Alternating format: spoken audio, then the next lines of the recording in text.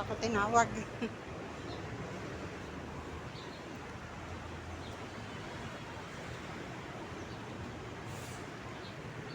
Suot ko yung damit ni JR.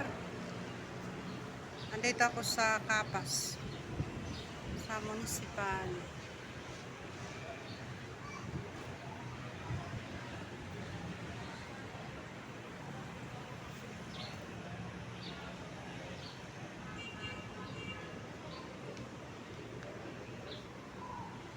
Ito ang office ni Mayor. Kung pupunta kayo, hanapin nyo si Mayor, dito kayo pumunta sa building na to. Tandaan nyo na lang ha.